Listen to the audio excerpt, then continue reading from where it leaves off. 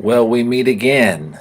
Good morning, it's Dr. Calatrello, and today we're going to go through some slides on theme. This is our last little video lecture we're going to do for the fiction learning unit, and got a couple good stories on tap, so that's good. So let's go ahead and let's get started. So theme is typically defined as a piece of fiction's controlling idea or the central insight into life that the writer is trying to illuminate through his or her story. Now, theme is not always an easy thing to express or articulate, but it can certainly become easier for us if we do a couple things. First of all, if we can distinguish between theme and subject, we're on the right path, okay? Because theme and subject are not the same thing. They are very, very different concepts. So certainly stories can share topics and subjects. Think about all the stories that we've read throughout our lives that deal with things like death and loneliness, coming of age stories, disillusionment stories, but that doesn't necessarily mean that two authors are going to express the same ideas about a particular subject. So keep that in mind. So it's a mistake then to think that theme can be expressed in one word. So it would be a mistake to say that a particular story is about loneliness, or the theme of Miss Brill is loneliness, or that the theme of Alice Walker's story Everyday Use is family, right? Because that's just a subject. It hasn't expressed any opinion or any idea or any judgment about a particular subject. So that's the first thing that we can do. We can remember that we must distinguish theme from topic or theme from subject. And equally important is that not every interpretation of theme is valid, and certainly some are more valid than others. You need to remember that the text of the story needs to support your expression of theme. The evidence, in other words, must be there in the story. You must be able to point to certain things, actions, behaviors, conflicts, discussions between and among characters, symbols, the things that we've talked about together so far.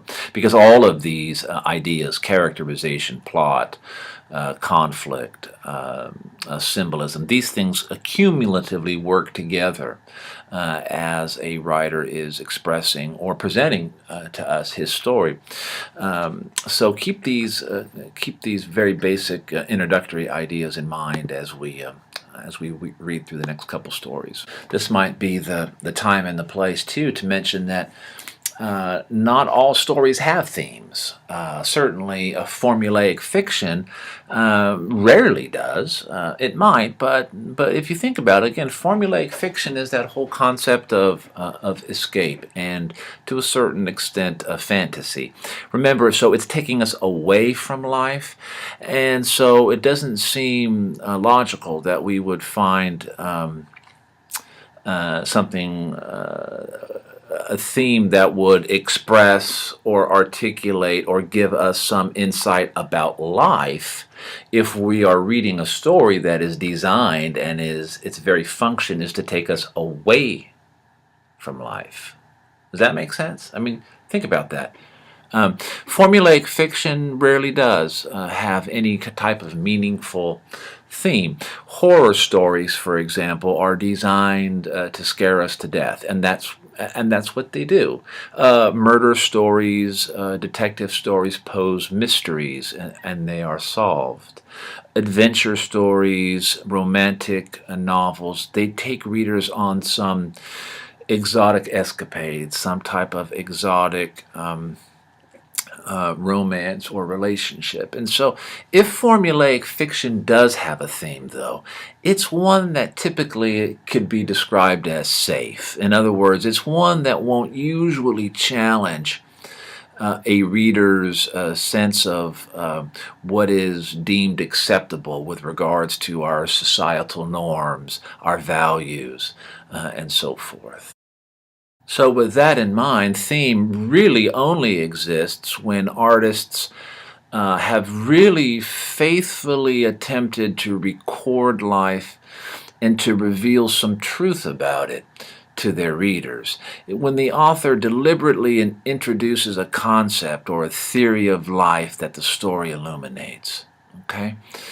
So, theme also will, at its best, will reveal some type of human character or some type of human behavior. At its very best, we are presented we are presented characters who reveal truths to us that apply to all human beings. Okay, that's when we know we're getting more to the literary end of that spectrum between, on the one end, formulaic fiction, and on the other extreme, literary fiction. Okay, the best stories, those that are the most timeless of all, are those that plumb the very depths of the human heart. That's what makes Shakespeare Shakespeare. It's the idea that the themes that he explores in his plays are timeless and they are universal in the truest sense. Now, a piece of fiction's theme, I say a piece of fiction, it could be a play as well. It could be a movie for that matter. So that's what's great about this class and some of the concepts that we are learning here. Even though we are discussing fiction specifically, a lot of these terms that we're using, you can use them in the study of other disciplines and in the other study of other genres too. So theme can be stated briefly or at great length, and it makes sense that the more complex a story, probably the richer and the more complex the theme of the story. Now, our goal should never really be, as readers, to mine out or to somehow liberate some trapped theme inside a story. That defeats the purpose of reading. We read for much more than that. We read for all of those intangibles, the whole ideas of watching characters, observing them, watching them kind of go through these fictional laboratories, these experiments where they face an array of conflicts and so forth, and we get to watch them react and watch them grow, watch them struggle and so forth. So, we don't approach fiction just to kind of extract out or mine out the theme. If this were so, we could stop with some kind of abstract statement about life and we could forget the story altogether. In other words, we don't want to forget the idea that there's a story here too, right? There's language, there's beauty in the description, in the narrative, in the way that the writer puts his or her words together. And so we should never lose sight of the aesthetic beauty that goes along with reading. Sometimes, although it's very rare, particularly with modern writers, but sometimes if you're reading especially older pieces of fiction, I'm thinking here of 19th century fiction, for example, where authors will sometimes come right out and state what their theme is for their readers. But more often than not, the theme of a story, a theme of a novel, a short story, and so forth, it's implied, it's suggested, because good writers strive to show us, to reveal to us truths about life, rather than giving us some kind of mandated, prescriptive statement, right? Good writers believe that they will spoil the story somehow by coming right out and telling us their point. And I'm sure some of you are saying, I wish they would. I wish they would come right out and just say this is the theme of the story. But that's a real short-sighted way of looking at things. It's a short-sighted way of looking and approaching art, isn't it? It would be the equivalent of this. It would be the equivalent of me telling you a joke, and then after I gave you the punchline, I said, now, this joke is funny because, and then if I set out to explain the punchline to you, you would be insulted and you would be frustrated. You would look at me and you would say, I get it, Calatrello, right? You know, so think of that as an equivalent, okay? So theme is not always spelled out for us directly, explicitly. More often than not, it's going to be implied.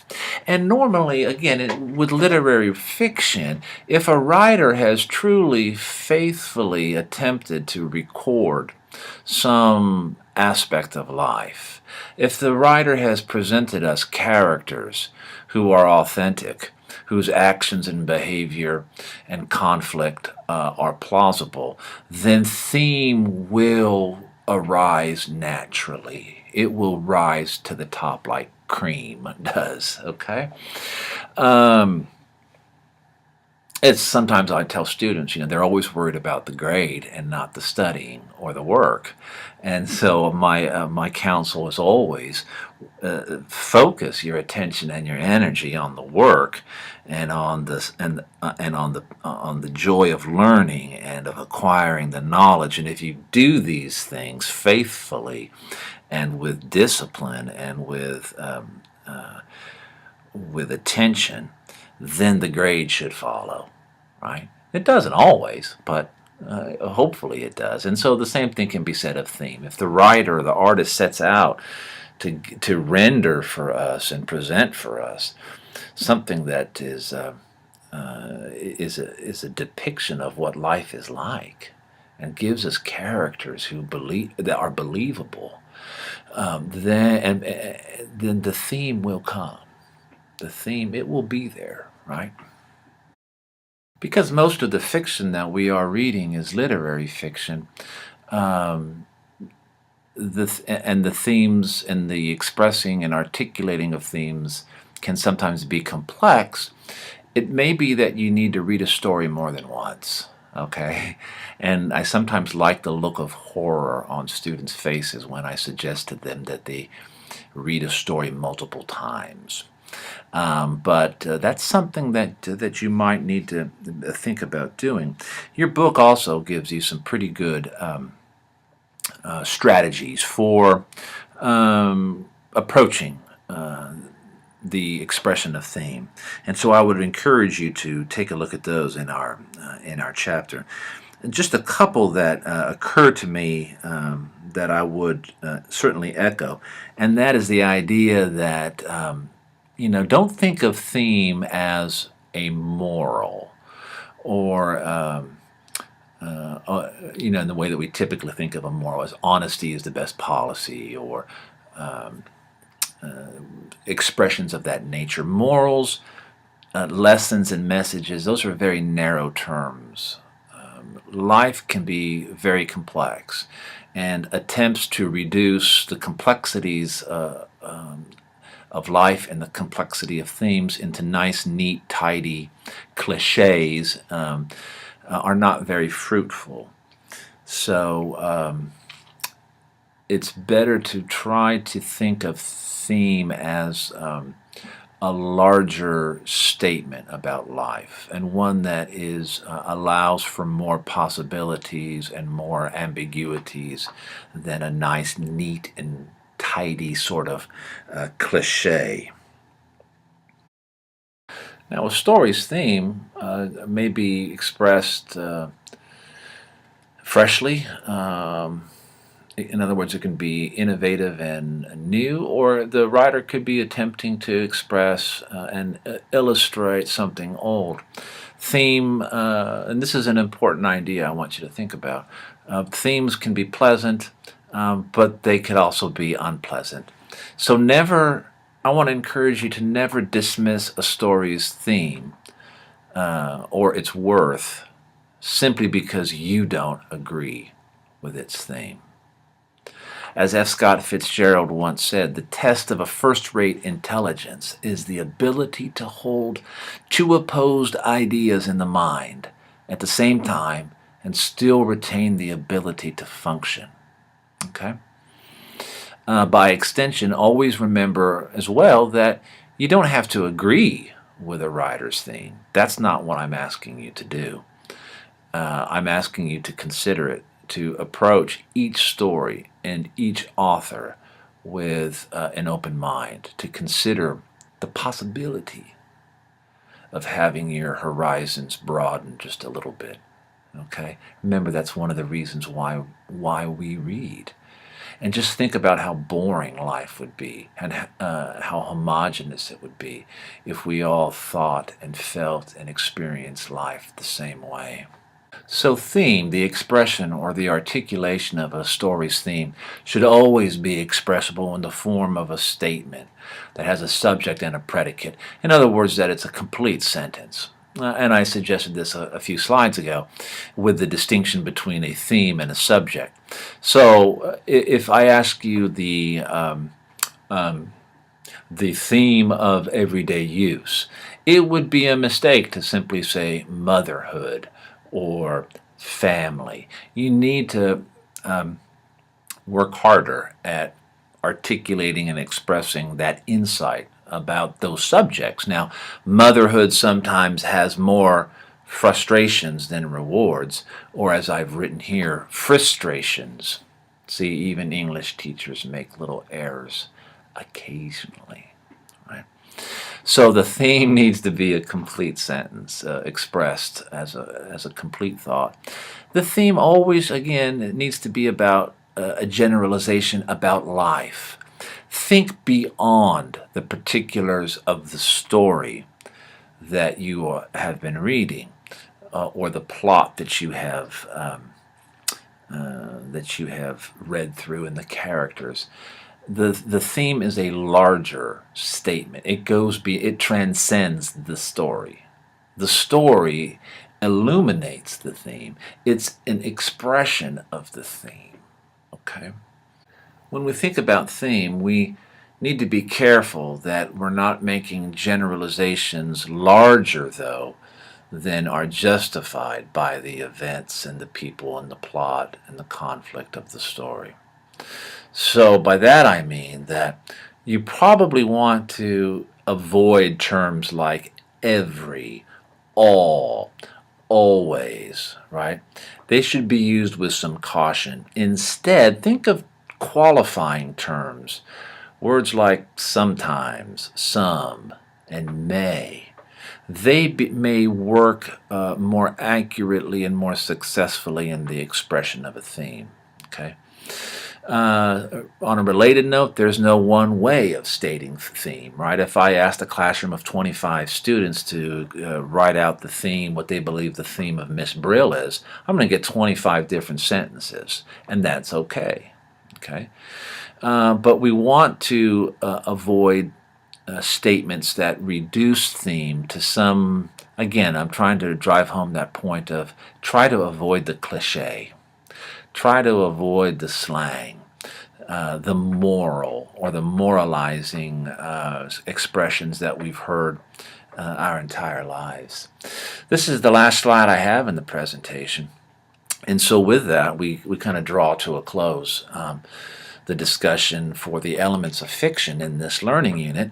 And we began to look at the next step in this learning unit, which is the examination and then the paper. So if you have not already taken a look at the writing assignment, you need to do that. And I hope that you already have, and that you've already thought about what story you're going to write about.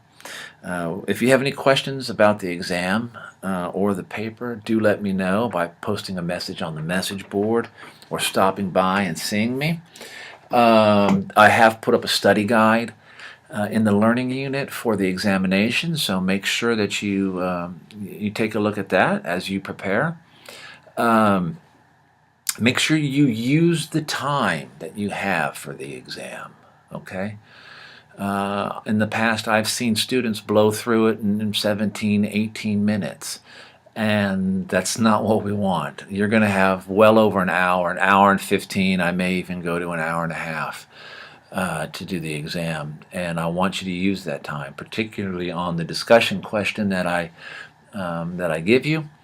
That's going to be looked at closely, and when I look at an examination and see that a student has only taken 23 minutes to complete the exam, and the discussion question is underdeveloped or is lacking in other areas, I don't have a lot of sympathy for a student like that, because I always think to myself, you had a ton of time and you didn't take it. And a professor once told me, and he made a lot of sense. He said, you don't earn any more points by finishing any sooner. And that really stuck with me. So take the time that you have, and take pride in the work that you're creating. Again, I'll just draw it to a close, and let me know if you need anything or if you have any questions. And again, I'm here to help you, and that's what I intend to do. So I can't help you if I don't know you're struggling. So do let me know, and I want you to know that I'm on your side here as we make our way through this world of literature. And I hope that you've enjoyed the ride so far. I know that I have. So I'll sign off, and we'll see you soon.